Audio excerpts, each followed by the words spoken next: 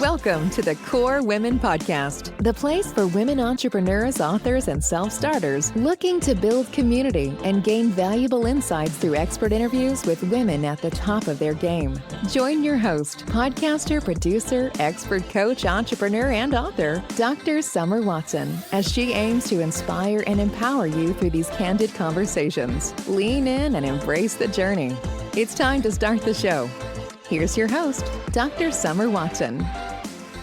Welcome back to the Core Women Podcast, where community builders, innovators, and change makers share the stories behind their impact. Today's guest is Jeri Vespoli, who is a passionate connector who's been helping small businesses and nonprofits stay visible, collaborative, and community-focused since 1999.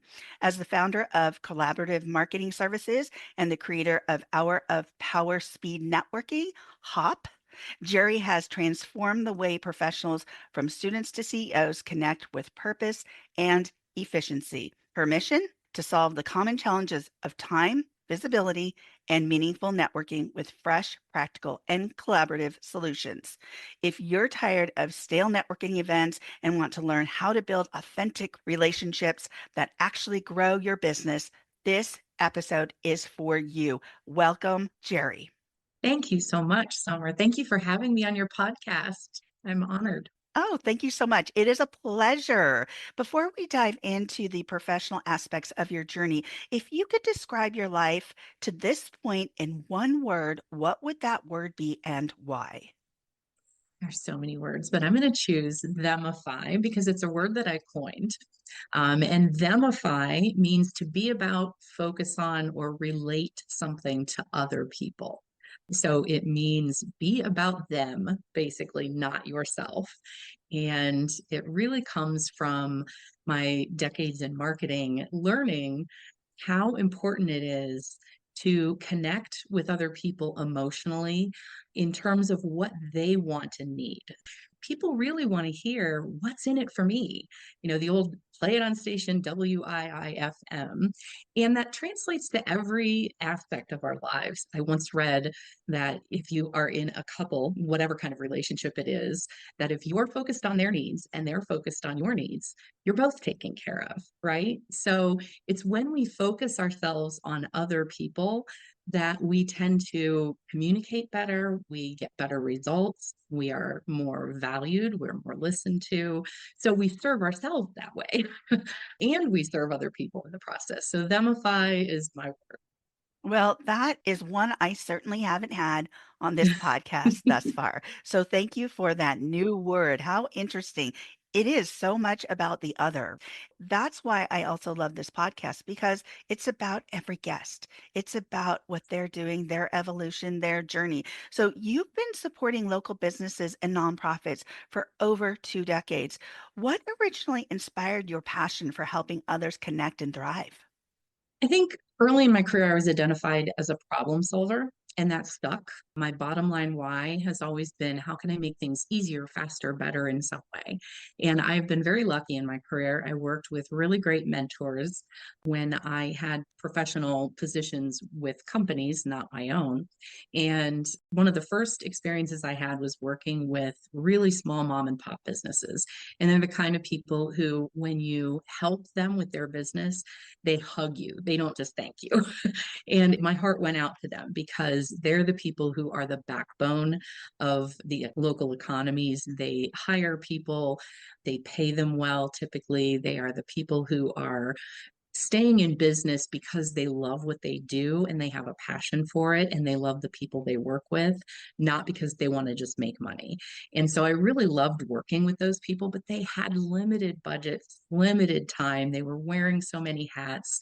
And so, of course, the problem solver in me was like, okay, what can I do to help them? So that's how the shared marketing firm was born, because again, I was lucky enough to work with companies that gave me great support. And the first one I worked with had worked with major oil brands, and we used their funds to help these small mom and pop oil changers and car dealerships to run ads. And it occurred to me that if they all had $1,000 to spend, which isn't a whole lot, 10 of them would have 10,000, and that's much more. And when you put that together and talk to a radio station, for instance, and say, how much can we buy for 10,000? You're going to get a lot more ads for your dollar than if you say, how much can we get for 1,000? So the price goes down, the exposure goes up, and doing it together meant that they could offer something bigger and entice their market and talk more about what was in it for them. Freebies are a big one. So that shared marketing concept was really kind of what drove me to start my business. And then from there, watching people connect and seeing people collaborate really made me passionate about how can we do more of that. I love that. A people solver, a problem solver, a a shared marketing construct. That is wonderful. So you've been doing this quite a long time. You've Mhm. really carved out a niche for yourself. You've worn many hats, business owner, chamber leader, and now event innovator. How have those experiences shaped your understanding of what professionals really need when it comes to visibility and connection? Yeah, well, things have certainly changed over the years. 2 decades ago, it wasn't nearly as tough to cut through all the marketing clutter. Now we have hundreds and hundreds of cable news stations and, hundreds of really social media arenas to talk about or to message people in. And so things have changed a lot. And I guess one of the things that I've learned over the years has been to cut through that clutter, you just need to be more visible and show your value. And again, it goes back to themifying it, making sure that in each touch point, the messaging connects with what people really want and need, but also being where they are. And sometimes it means being face to face, which is why networking is so effective. And we know it's effective. We tell kids when they're going from high school to college, networking is going to be your best ally when you get into the job market. Kids coming out of college, networking is going to be your best friend when you try to find the best career path. And so we know that it works and we've seen that it works. And people will tell me stories about how effective it's been for them to connect face to face with people. They'll have people remember them better and come back years later and say, I remember when I met you at, and I need your services now. So we know that it works, but it's just been really tough for people because there aren't that many opportunities for it. And even though we tell them they have to do it, we don't tell people how. So I think, what I learned over the years was, and what led me to this is, again, how can we make it easier for people to do what we know works? And that is, how can we make it easier for them to get more face time and be more visible? You're totally right. When we were applying for jobs, applying for internships, colleges perhaps wanted interviews. It was that Mhm. connection. It was that face to face. I think social media is great for visibility, but I also think for people to really get to know you and not just network, which to me really, I get this visual of all these computers connecting and having this big network, but it's Mhm. people. It's getting to know them. It's really about that connection. It's diving a little deeper. That's something that you've learned how to do and you do very well, and that you're teaching people how to do also Yes. through your Hour of Power Speed Networking hop. So, what was the aha moment that led you to develop this unique style of networking or connecting? When I was first working with local chambers, business speed networking was just beginning to be a thing. There was speed dating, but we were just learning about speed networking. And one of the local chambers I worked with, we hired someone to come in and run a speed networking event for us. It lasted 2 hours and it devolved into chaos. And the reason was they were trying to match everyone up so that everyone would meet one person or everybody else in the room.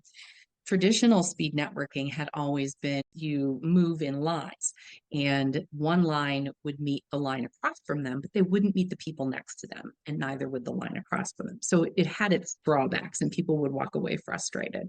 So this was supposed to be a new style. The problem with it was that when they did those matchups, they had a set number of people. Well, some people didn't show up. Some people left early, some people came late, and some people got confused in the matchups. And so while it was a great event and people loved it, it took so much time out of their day. They don't have that much time. And the feedback was, yeah, there were times when I didn't know where I was and I was meeting the same person over and over, or I didn't have anybody sitting with me. So there were obviously problems. And being the problem solver, I thought, gosh, we can do this better.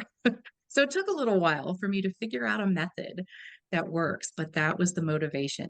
I kept hearing from chamber members, we want more networking. And that one speed networking event was really all that chamber could do because it took a lot out of them. It cost a lot. It took a lot of time. It took a lot of planning. And they really needed more of that kind of thing to help connect their members. And so the first thing was, how do we solve the event for the people who attended and make it better for them? But also, how do we make it so that it can be more available to people, so that there can be more of them in more places? So looking at those two things, that's how I developed HOP. Yeah. So let's dive a little deeper because I think it's about how do we do better with that event, but it's also once we get to that event, how are we actually helping people make those genuine connections where they Exactly. build relationships? Exactly. And that was the other issue. When you are at any event, for most people, it's very awkward to go up and introduce themselves cold. And most of us rely on just what do I do? Okay, I'm an insurance salesperson. I sell A, B, and C types of insurance. And that doesn't connect with people. I'm not telling you what you care about. So part of the puzzle was how can we help them? And this evolved over time. Like I said, the first thing was how can I make the events better? The second thing was watching people struggle with introducing themselves. It occurred to me that there should be a model for that. So I put together what I knew from my marketing expertise, and that is that people connect with things emotionally and they want to know what's in it for them. So there should be an easy way for people to craft what we call themified value introductions that help other people really connect with who they are and what they're offering.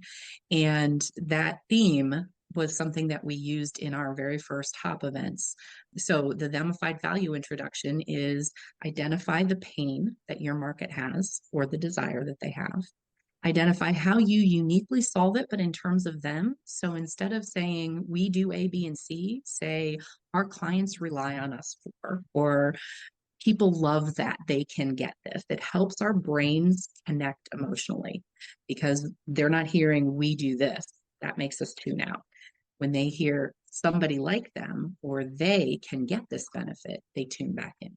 And then finally, one of the biggest missed points is how do they get it? How can they take advantage of it? Is this something that everybody can take advantage of, or is it only for people who have certain incomes or live in certain areas? Or that's another big frustrating thing with messaging, especially at networking events. I don't know how many people I'd talk to who would say, yeah, I have this great product. And then it would only be available to people with a certain business line or income levels or certain geographies. So you'd spend time talking with them and find out it's not for you anyway. So pain, unique solution, and easy way to take advantage of it. And that's the structure of a themified value introduction. And that's what people are learning at HOP events. And it is a learning process. It's not something we do naturally, obviously. You don't walk up to someone and think, okay, I'm going to talk about the pain that they have and how I uniquely, you think, I'm going to tell them I'm an insurance agent, right? Yeah. So it's something that's learned that can be practiced. But again, communication takes practice. And so if you can practice communicating in that arena, then you can take that and use that style of communication in your marketing, in your relationships, personal relationships, really anywhere. It's themifying your messaging. I love that formula of sorts in relation to how you can achieve your end goal regarding connection, marketing, turning around the about me to them. Mm-hmm. Yes. And that's a huge deal because, as you said, it really gets our brain thinking about things in a very different way. How can we get that product? How is it going to help me? How is it going to solve my pain point? And being able to support the other is so important. So you've really Yes. got it down. And I love that strategy. So, in an era dominated by digital communication, why do you believe face to face connection is still so essential today? And how does HOP support that? Well, digital connections are driven by algorithms. So you can post something on Facebook, for instance, and nobody sees it. And the reason is Facebook controls what people see, LinkedIn controls what people see. All of the platforms have an algorithm for what they're going to show you, unless you know how to get around it. Most people don't pay attention and don't bother. They just go on their feed and they look. So you're not seeing it. And I hear it from people all the time. I'm like, gosh, I didn't see that. I didn't see that you posted that. Or I never saw. And ads, that's even more so, more true. So even when you're paying to post something on a social media platform, you're still not getting visibility. And so face to face, you're getting visibility. That's the thing that Hop solves. And the other thing is, yes, you get a lot more volume potentially out of posting something on social media. But if you can attend events where there are 30 to 50 people and you do it regularly, you're getting quality over quantity and you're being seen for sure. And you're building those relationships because you may meet someone for the first time at one. If you attend 10, you've seen them 10 times. So you'll get to know them a little bit better over time and you get to know their business a little better over time. And we all know that in marketing, it takes even more touches now than it ever did before. It used to be 7. I think now it's up to like 10 or 12 before someone will make a decision to partner with you, to work with you, to buy something from you once they first hear about you. And so that gives them that opportunity to see you more often because they're short 1 hour events and they can be free. And that is so true. Those touches have increased significantly. And if you haven't heard about what we're talking about here in relation to those touches being 7 or 12, those are how many times you actually connect, send an email, send a DM, send a message to someone to be aware of your offerings and services, so to speak. So that is tough. And I also really love this whole idea of hour of power speed networking because one, you've made it accessible. Yes, there is a formula.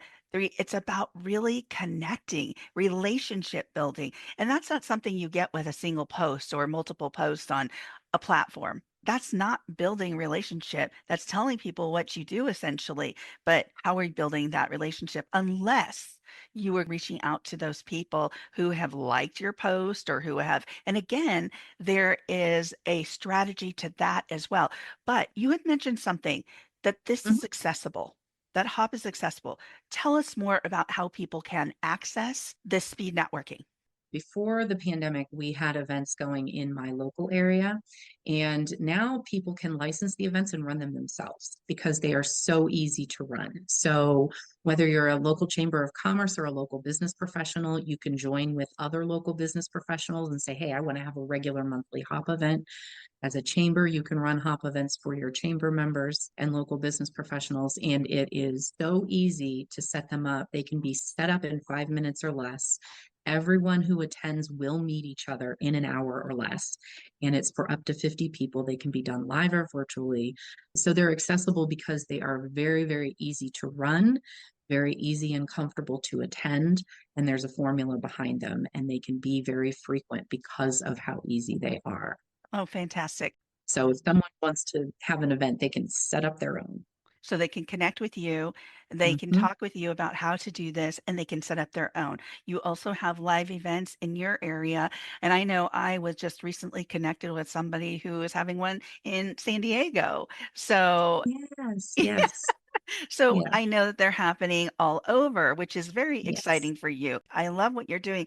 What results or transformations have you personally seen come out of your networking events for both individuals and organizations? I wish there were some quantified results, but I've gotten a lot of feedback and things like I connected with someone at a hop 2 years ago and they just reached out to me because they remembered meeting me there. Those kinds of stories are great. Things like advertising professionals who attend a hop and say, oh my gosh, I now know how I want to frame messaging to my clients. This made it so easy. And that's an easy formula. So, just the feedback has been overwhelmingly positive from these events and the connections that have been made. every time you have an event with just a few people, for instance, connecting 10 people in a room, you make 90 connections. So the power of how many personal one-to-one connections have been made, it's been tens of thousands of one-to-one connections that have been made through these hop events. And we hope to make hundreds of thousands more. And that is really important. It's a multiplication. It's a Mhm. multiplying factor. So that can be quantifiable. But even if you have qualitative data, such as people self-reporting about how it's Yes. helped them, how it's helped them market, how it's helped them meet those 10 people and then make those connections, those deeper connections, which led to Mhm. introductions.